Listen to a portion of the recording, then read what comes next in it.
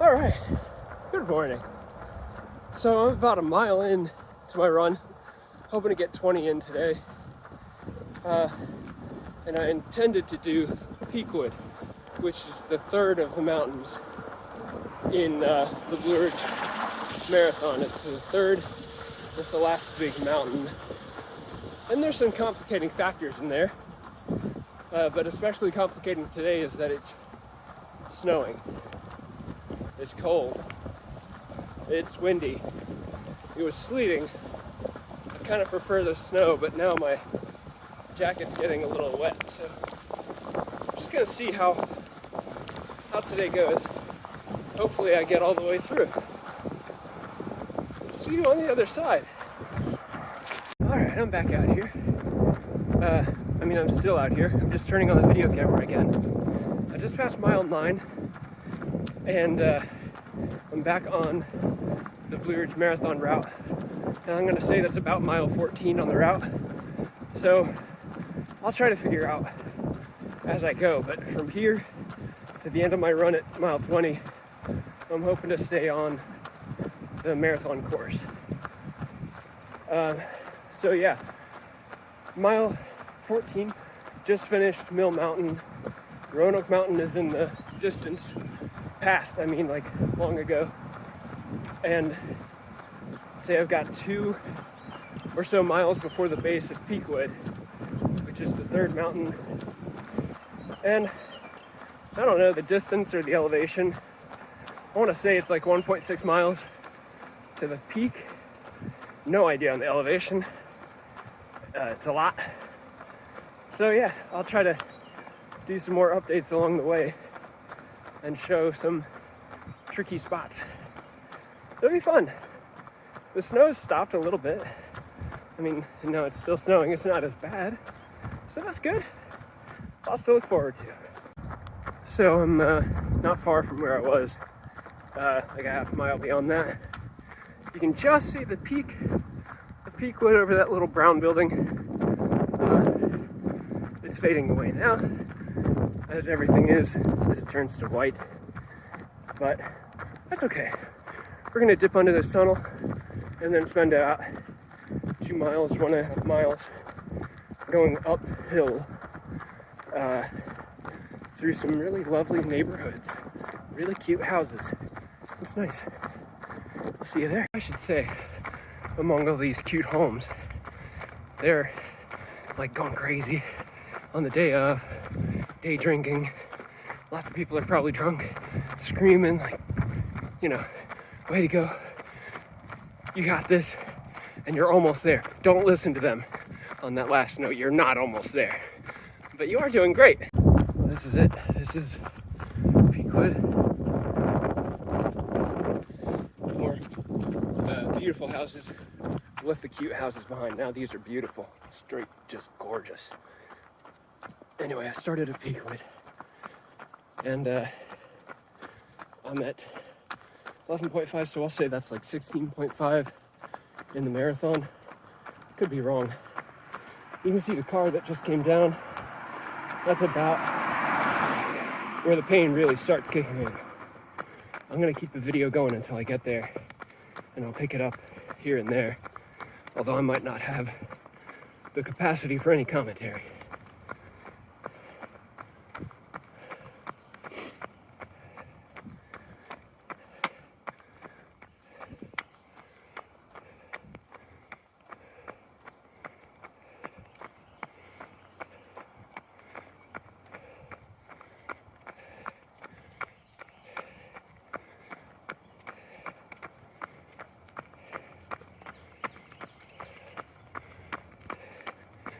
I don't know what % grade this is, but I think it's around bullshit grade.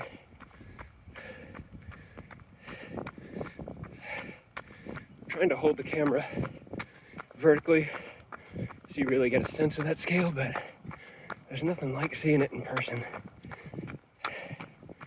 So that's what we're dealing with. Around mile 16 and a half. More to come.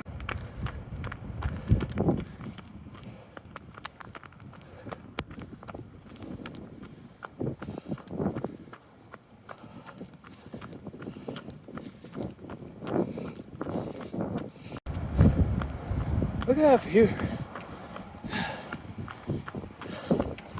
So, this is a monument to remember. I just climbed up a really brutal section. See these two houses, and all of a sudden, you're going downhill. This is mile 17.2, and we do go downhill for a bit, which is a nice welcome respite. But then you go back uphill to the hardest part, the shortest part of Peakwood, but the hardest. And it's uninterrupted on up to the top. So after I finish this downhill, I'll pick it back up. Now I'm still going downhill, but I mean, look at this. I'm going downhill. You can see the road picking back up, and then I have to go all the way back up to that. So that's what you have to look forward to. All right, this is it. This is the last haul. I've already gone up a little bit uphill. You turn right. I think a car's coming. Nope. That's just the wind. Fuck. All right, so this is it. You know what? I'll pick it up later. It's very steep. We made it. Okay, we made it. This is the top of Peakwood. A little roundabout with I don't know if the basketball goal is going to be there, but you know, it's a roundabout. You can tell. You're at the top. Over my shoulder right there, that's the hill coming up. So yeah, that was right at 1.6 miles up. So that puts me at mile 18 in the marathon. So 1.6 miles, mostly brutal climbing with that downhill, which you gotta watch for because it's a false optimism, it's a false hope. You still have to climb Mount Doom and put the ring in. And actually, we haven't even done that. There's a lot more marathon to go. I'll show you a little bit more. But first, as I go downhill, it gets very, very, very steep for probably 2 miles, 1.5, 2 miles. And then there's another hill.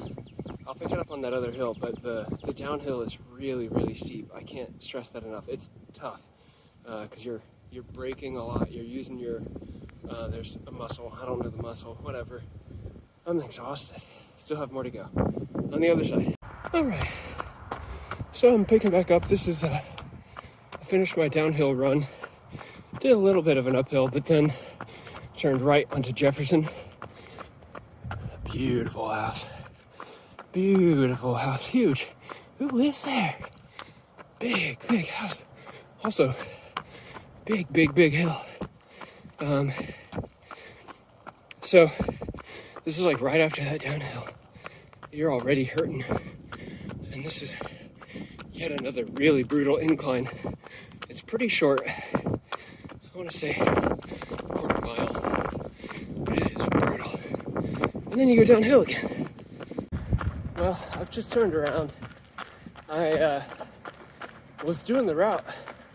Then I realized I'm going to get to my 20 miles well before I finish the marathon route. So I don't want to push it too hard.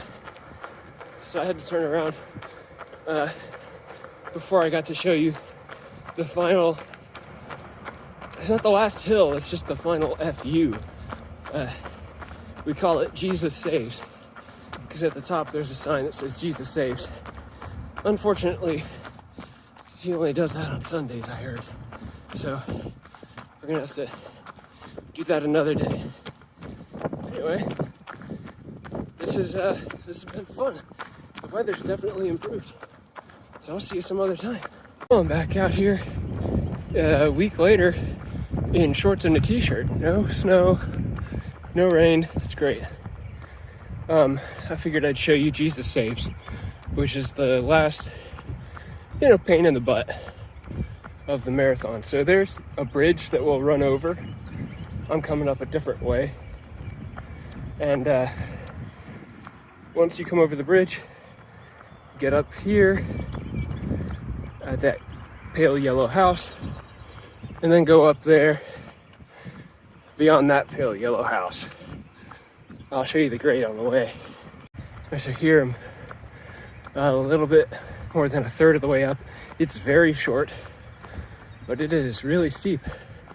So it just kind of sucks to hit it at mile 22 on the Blue Ridge Marathon. Here we can see that bridge where we just were a minute ago. There's a park over there where we were at mile 21 or so. And here, we're getting close to the top. The grade really does pick up here, as you can tell by my breathing. Anyway, the reason we call it Jesus Saves, it's just past this pink house. There's a church that there's a giant sign at the top that says Jesus Saves. And at nighttime, I just crested the hill. At nighttime, it is bright red. There you can see Jesus, the word, not the thing, the religious person, symbol, man, human, whatever. Anyway, down there is a park. It's hard to see through my shaky cam, but years ago, it used to be a great place for cruising for members of the gay community. And I have a feeling, it's just a suspicion, that the Jesus Saves sign was put up there as a, stop being gay sign, unfortunately.